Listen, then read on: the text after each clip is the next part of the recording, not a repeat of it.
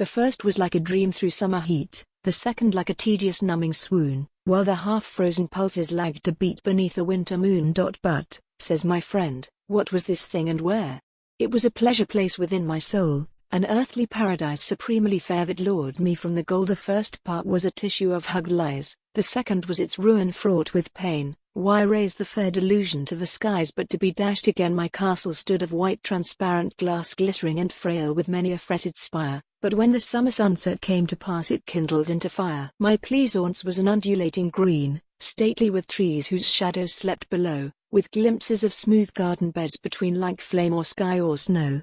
Swift squirrels on the pastures took their ease, with leaping lambs safe from the unfeared knife. All singing birds rejoicing in those trees fulfilled their careless life. Wood pigeons cooed there, stock doves nestled there. My trees were full of songs and flowers and fruit, their branches spread a city to the air and mice lodged in their root. My heath lay farther off, where lizards lived in strange metallic mail, just spied and gone, like darted lightnings here and there perceived but nowhere dwelt upon. Frogs and fat toads were there to hop or plod and propagate in peace, an uncouth crew, where velvet-headed rushes rustling nod and spill the morning dew. All caterpillars throve beneath my rule, with snails and slugs in corners out of sight. I never marred the curious sudden stool that perfects in a night. Safe in his excavated gallery the burrowing mole groped on from year to year. No harmless hedgehog curled because of me his prickly back for fear. Oft times one like an angel walked with me, with spirit discerning eyes like flames of fire, but deep as the unfathomed endless sea, fulfilling my desire. And sometimes like a snowdrift he was fair,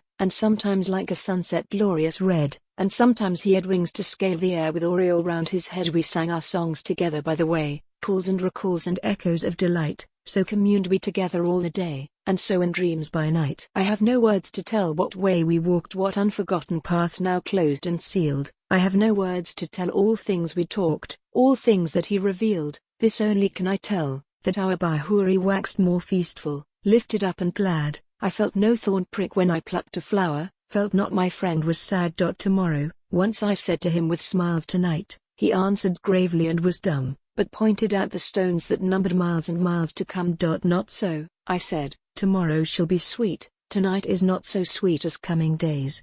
Then first I saw that he had turned his feet, had turned from me, his face running and flying. Miles and miles he went, but once looked back to beckon with his hand and cry, come home, O love, from banishment come to the distant land. That night destroyed me like an avalanche. One night turned all my summer back to snow. Next morning not a bird upon my branch, not a lamb woke below, no bird, no lamb, no living breathing thing, no squirrel scampered on my breezy lawn, no mouse lodged by his hoard. All joys took wing and fled before that dawn. Azure and sun were starved from heaven above, no dew had fallen, but biting frost lay hoar. O love, I knew that I should meet my love, should find my love no more.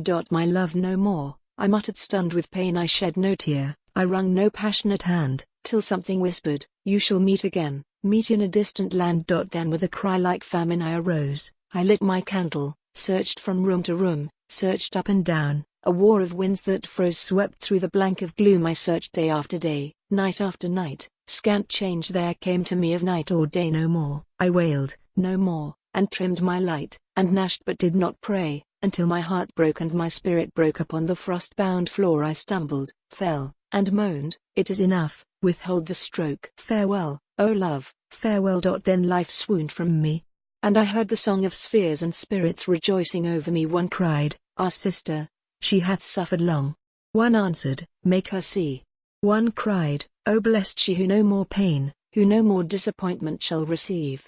One answered, not so, she must live again, strengthen thou her to live. So while I lay entranced a curtain seemed to shrivel with crackling from before my face, across mine eyes a waxing radiance beamed and showed a certain place. I saw a vision of a woman, where night and new morning strive for domination, incomparably pale, and almost fair, and sad beyond expression. Her eyes were like some fire-enshrining gem, were stately like the stars, and yet were tender. Her figure charmed me like a windy stem quivering and drooped and slender. I stood upon the outer barren ground, she stood on inner ground that budded flowers, while circling in their never slackening round danced by the mystic hours. But every flower was lifted on a thorn, and every thorn shot upright from its sands to gall her feet. Hoarse laughter pealed in scorn with cruel clapping hands. She bled and wept, yet did not shrink. Her strength was strung up until daybreak of delight. She measured measureless sorrow toward its length, and breadth, and depth, and height. Then marked I how a chain sustained her form, a chain of living links not made nor riven. It stretched sheer up through lighting, wind, and storm, and anchored fast in heaven.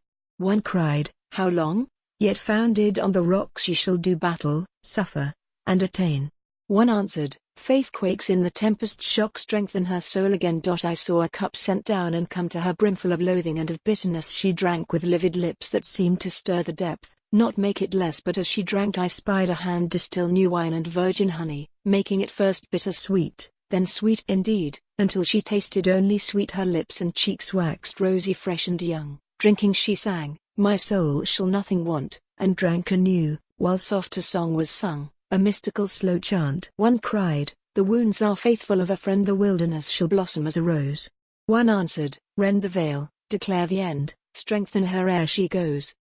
Then earth and heaven were rolled up like a scroll. Time and space, change and death, had passed away. Weight, number, measure, each had reached its whole. The day had come, that day multitudes stood up in bliss, made equal to the angels, glorious, fair, with harps, palms, wedding garments, kiss of peace and crowned and haloed hair.